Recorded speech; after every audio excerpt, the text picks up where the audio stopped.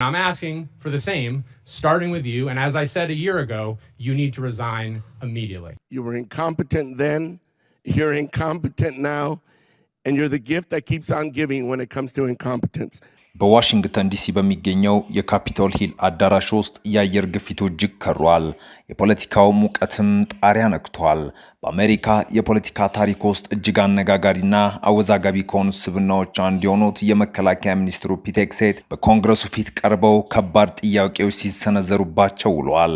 ይህ ትዕይንት ተራ የመንግስት ባለስልጣናት ሪፖርት የሚያቀርብበት መድረክ ሳይሆን የአሜሪካ ዲሞክራሲያዊ ተቋማት ወታደራዊ ስነ ምግባርና በየካቲት ወር መጨረሻ ያለ ኮንግረሱ ፈቃድ የተጀመረው አደገኛ የኢራን ጦርነት ፊት ለፊት እየተፋጠጡበት የታሪክ አውድማ ነው። You don't even know what what's upsetting. I reclaim my time. COVID, and you're going to lecture this administration about the economy? You know what is upsetting? Incredible. You didn't even do the analysis on how much it's costing the American people. የቀድሞ የፎክስ ኒውስ ተንታኝ አሁን ደግሞ የፔንታጎን ቁንጮ የሆኑት ሄግሴት በዲሞክራቶች በኩል የተሰነዘረባቸውን ጥያቄና ዳለመመከት ቢሞክሩም በአንድ አሳማሚ ቅስበት ግን በራሳቸው ቃል ተረተው ዝምታን ለመምረጥ ተገደዋል። ዝምታ በአዳራሽ ውስጥ ለሰከንዶች የሰፈነ ቢሆንም በውስጡ ግን ከአሜሪካ ወታደራዊ መመሪያ እስከ ህገ መንግስታዊ ታማኝነት የሚዘልቁ ግዙፍ ጥያቄዎችን አዝሎም ነበር። ወደ ዋናው ጉዳይ ስንገባም የኒው ሃምፕሻየር ተወካይ ሚጊ ጉርላንደር ለፒት ሄግሴት ያቀረቡት ጥያቄ የዕለቱ ትልቅ መነጋገሪያ ነበር። ጉርላንደር ሚኒስትሩንና የኢታማዦር ሹሙን ጀነራል ዳን ኬንን ወታደሩ ህገወጥ ትዕዛዞችን አይከተልም በሚለው መርህ ተስማማላችሁ በሚል ነበር የጠየቋቸው።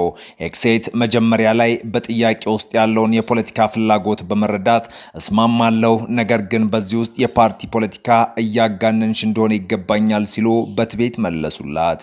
ሆኖም ጉድላንደር ያዘጋጀችው ወጥመድ እጅግ ረቂቅ ነበር። እኔ የፓርቲ ፖለቲካ እያነሳው አይደለም፣ ይልቁንም እንደ አውሮፓውያኑ አቆጣጠር ኤፕሪል 12 ቀን 2016 አንተ ራስህ የተናገርከውን ቃል በቀጥታ እየጠቀስኩል ነው ስትል መለሰችለት። በዚህ ቅጽበት ፒት ሄግሴት ደረቁ። አዳራሹም በዝምታ ተዋጠ። ከ8 ዓመታት በፊት ወታደሩ ህገወጥ ትዕዛዝን መቃወም አለበት ብለው ሲሰብኩ የነበሩት ሄግሴት ዛሬ በስልጣን ላይ ሆነው ያንኑ ቃል ሲሰሙት እንደ ክደትና እንደ ፖለቲካ ጥቃት ቆጠሩት። Do you agree with the statement, quote, the military won't follow unlawful orders? I do. Mr. Hegseth, do you agree with that statement? I do, but understand what you're insinuating at a partisan point. I'm not. I'm actually quoting you directly, Mr. Hegseth, from April 12th, 2016. የአጋጣሚ የሚኒስትሩን የሁለትዮሽ ባህሪ ለዓለም ቁልጭ አድርጎ ያሳየ ነበር። ይህ የቃላት ፍልሚያ ከጀርባው ሌላ ትልቅ ሰለባም አለው። እሱም እየተከበሩት የቀድሞ የጦር አርበኛና ሴናተር ማርክ ኬሊ ናቸው።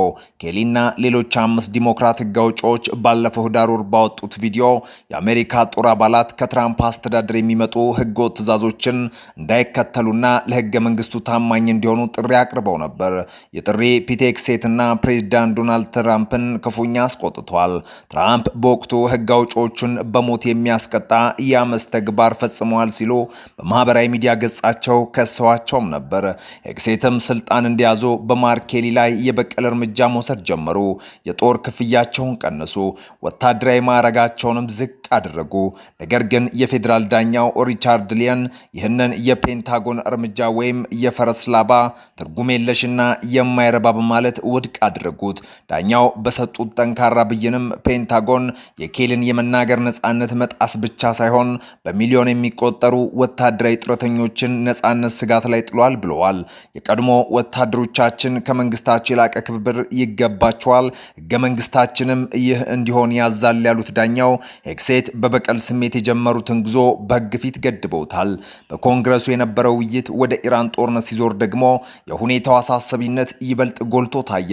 እስከ ዛሬ ድረስ ይህ ያለ ኮንግረሱ ፍቃድ የተጀመረው ጦርነት 25 ቢሊዮን ዶላር አሜሪካን አስከፍሏታል። ይህም ሆኖ ሚኒስትር ሄግሴት ለ2027 ዓ.ም የ1.5 ትሪሊዮን ዶላር ታሪካዊ ወታደራዊ በጀት ነው የጠየቁት። ዲሞክራቶቹ ሚኒስትሩና ጀነራል ዳን ኬንን ስለ ጦርነቱ አሰቃቂ ዋጋ፣ ስለ አሜሪካ የጦር መሳሪያ ክምችት መመናመንና በተለይም ህፃናት የተገደሉበትን ትምህርት ቤት የቦምብ ድብደባ በተመለከተ ክፉኛ ወጥረው ይዟቸዋል። ሄግሴት ግን እነዚህን ትችቶች ፖለቲካዊ በማለት ለማጣጣል ሞክረዋል። በአሁኑ ሰዓት እኛን እየገጠመን ያለን ትልቁ ጠላት የዲሞክራቶችና የአንዳንድ ሪፐብሊካኖች ተስፋ አስቆራጭና ተሸናፊነት የተሞላበት ንግግር ነው ሲሉ በኮንግረሱ አባላት ላይ ጦር ሰብቀዋል። የሚኒስትሩ የመከራከሪያ ነጥብ እርስ በርሱ የሚጋጭም ነበር። ከአዳም ስሚዝ ጋር ባደረጉት ክርክር ሄግሴት የኢራን የኒውክሌር ጣቢያዎች በ2005 በደረሰባቸው ጥቃት ሙሉ በሙሉ መውደማቸውን ነበር የተናገሩት። አዳም ስሚዝ ግን ወዲያውኑ ጥያቄ ሰነዘሩባቸው። ከ60 ቀናት በፊት ይህን ጦርነት የጀመርነው የኒውክሌር መሳሪያው አፋኝ ስጋት ስለሆነው ብላችሁን ነበር። አሁን ደግሞ ሙሉ በሙሉ ወድሟል ትላላችሁ። ታዲያ ለምን ጦርነቱን ቀጠላችሁ ሲሉም ጠየቁ። ሄግሴት ለዚህ ጥያቄ የሚሰጡት አሳማኝ ምላሽም ስላልነበራቸው ኢራን አሁንም የኒውክሌር ምኞቷን አልተወችም፣ በሺዎች የሚቆጠሩ ሚሳኤሎችም አሏት በሚል ለማድበስበስ ሞክረዋል። ስሚዝ ግን ይህ ጦርነት እዚያው የነበርንበት ቦታ ላይ ነው ያስቀረን በማለት ጦርነቱ ስትራቴጂካዊ ክሽፈት መሆኑን ያረጋገጡት። በዚህ መዓል የዓለም ኢኮኖሚ በጦርነት እሳት እየነደደ ይገኛል። ኢራን ወሳኝ የሆነውን የሆርሙዝ ባህር ሰርጥ መዝጋቷን ተከትሎ የነዳጁ ዋጋ ሰማይ ነክቷል። ይህ ደግሞ ለሪፐብሊካኖች ትልቅ የራስ ምታት ሆኖባቸዋል። አሜሪካ በኢራን ላይ ባህር ከበባ ያደረገች ሲሆን በታሪክ ለመጀመሪያ ጊዜ ባለፉት 20 ዓመታት ውስጥ 3 የአሜሪካ አውሮፕላን ተሸካሚ መርከቦች በመካከለኛው ምስራቅ ተሰማርተዋል። ካሊፎርኒያው ተወካይ ጆን ጋርሜንዲ ሚኒስትሩን ፊት ለፊት በመጋፈጥ አንተም ሆንክ ፕሬዝዳንቱ ከመጀመሪያው ቀን ጀምሮ አሜሪካውያንን ስትዋሹ ኖራችኋል። የጦርነት ጂኦፖለቲካዊ ጥፋትና አሜሪካ በራሷ ላይ ያደረሰችው ቁስል ነው ሲሉ ወቅሷቸዋል። ሄግሴት ግን የፕሬዝዳንት ትራምፕ ጥላቻ አይንን አውሮታል፣ አንተ ለማን የምትወግነው በሚል ጥያቄውን በፖለቲካዊ ንትርክ ለመሸፈን ሞክረዋል። የሚኒስትሩ የጦረኛ ባህል ወይም ዋሪር ካልቸር ግንባታ እቅድም ሌላ የክርክር ነጥብ ነበር።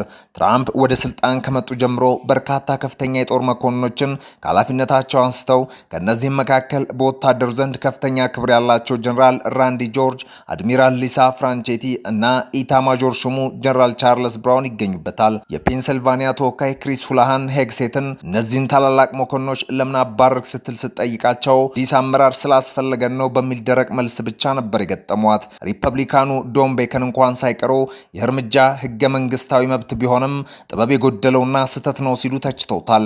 በአንጻሩ እንደ ናንሲ ሜስ ያሉ ሪፐብሊካኖች አዲስ ነገር ለመፍጠር ሰዎችን ማባረር ትክክል ነው፣ እንቅፋት የሚሆኑት መሄድ አለባቸው በሚል ለሄግሴት ጋሻ ሆነው ነው ያሉት። በሌላ በኩል ፔንታገን ለዩክሬን $400 ሚሊዮን የሚሆን ወታደራዊ እርዳታ መልቀቁን ይፋ አድርጓል። ይህ ግን በኮንግረስ ውስጥ ያለውን የኢራን ጦርነት ክርክር አላቀዘቀዘውም። አሁንም በመካከለኛው ምስራቅ ደካማ የተኩስ አቁም ቢኖርም እስራኤልና አሜሪካ ጦርነቱን ያለ ኮንግረሱ ፍቃድ መቀጠላቸው በዲሞክራቶች ዘንድ እንደ ህገ መንግስታዊ ቀውስ ይታያል። ትራምፕ የኢራንን የሰላም ጥያቄ የባህር ከበባ ይነሳለንና የሆርሙዝን ባህር ሰርጥ እንክፈት የሚለውን ውድቅ አድርገውታል። ይህ ደግሞ በሁለቱ ሀገራት መካከል ያለውን ፍጥጫ ወደማይቀለበስ ደረጃ እያደረሰው ስለመሆኑም ይነገራል። ወደ ሩሲያና ዩክሬን ጦርነት ስንመለስ ደግሞ ሁኔታው ይበልጥ እየተካረረ መጥቷል። የሩሲያ ኃይሎች በዩክሬን የጦር ግንባር ላይ ከፍተኛ ጥቃት በመሰንዘር ላይ ይገኛሉ። በተለይም በቅርቡ የተፈጸሙት የሚሳኤልና ድሮን ጥቃቶች በዩክሬን የኃይል መሰረተ ልማቶች ላይ ከፍተኛ ውድመት አደረሱ። ዩክሬን በበኩሏ ወደ ሩሲያ ግዛት ውስጥ ጥቃቶችን በመሰንዘር ምላሽ ለመስጠት እየሞከረች ቢሆንም የአሜሪካ ድጋፍ መዘግየትና የትራምፕ አስተዳደር ከሩሲያ ጋር ለመደራደር ያለው ፍላጎት ኬቭን በስጋት ውስጥ ጥሏታል። ፑቲንና ትራምፕ በስልክ ያደረጉት ውይይትና ስለ ዩክሬን የሰላም ስምምነት መቃረብ መናገራቸው ዩክሬን የግዛቷን የተወሰነ ክፍል አሳልፋ እንድትሰጥ ልትገደድ ትችላለች የሚል ስጋት ፈጥሯል። በአሜሪካ ዲሞክራሲ እምብርት በኮንግረሱ አዳራሽ ውስጥ ለ6 ሰዓታት የዘለቀው ትንቅንቅ የአንድን ሚኒስተር ብቃት የመፈተሽ ሂደት ብቻ አልነበረም። ይልቁንም የአሜሪካን ወታደራዊ ተቋም ማንነትና የህግ የበላይነትን ዳግም መተርጎም ትልቅ ስግል እንጂ። የመከላከያ ሚኒስትሩ ፒት ሄግሴት በዲሞክራቶች በኩል የቀረበባቸውን የግልና የፖሊሲ ጥያቄዎች ለመቋቋም ሲታገሉ፣ በተለይም የኒው ሃምፕሻየሯ ተወካይ ማጊ ጉደላንደር የሰነዘረችባቸው ጥያቄ በታሪክ ማህደር ውስጥ የሚዘከርም ይሆናል። ሄግሴት በ2016 ወታደሩ ህገወጥ ትዕዛዞችን መከተል የለበትም ሲሉ በኩራት የተናገሩት ቃል ዛሬ በ2026 እንደ ጅራፍ መጥቶ ሲገርፋቸው በፊታቸው ላይ የታየው ያ የድንጋጤና የዝምታ ቅጽበት በሚሊዮኖች የሚቆጠሩ ተመልካቾችን ልብ ነክቷል። ዝምታ ተራ የመርበድበድ ምልክትም አይደለም። የስልጣን ጥም እንዴት የሰውን ልጅ የቀድሞ አቋም እንደሚያስረሳው ለዓለም ያሳየ ታላቅ ትዕይንት እንጂ። ጉርላንደር ሄግሴትን በገዛ ቃላቸው ጥራ ስትይዛቸው አዳራሽ ውስጥ ለጥቂት ሰከንዶች የሰፈነው ጸጥታ ከውጭ ከሚሰማው ኢራን ጦርነት ጩኸት በላይ ጎልቶ ተሰምቷል። ሄግሴት ሴናተር ማርኬልን ህገወጥ ትዕዛዛት ተከተሉ በማለታቸው የጡረታ ክፍያቸውን ሊቀንሱና ማረጋቸውን ዝቅ ሲያድርጉ በ2016 የተናገሩትን ቃል የረሱት ይመስል ነበር። ነገር ግን ዳኛው ሪቻርድ ሊየን ሆርስ ፊዘር በሚለው ብርቱ ቃላቸው ሄግሴት በጡረተኞች ላይ ጀመሩትን የበቀል እርምጃ ህገወጥ መሆኑን ሲያረጋግጡ አሜሪካ አሁንም የህግ የበላይነት ያለባት ሀገር መሆኗን ለፔንታጎን አስታውቋል። ዳኛው እንዳሉት የቀድሞ ወታደሮች ከመንግስታቸው ክብር እንጂ በቀል አይገባቸውም።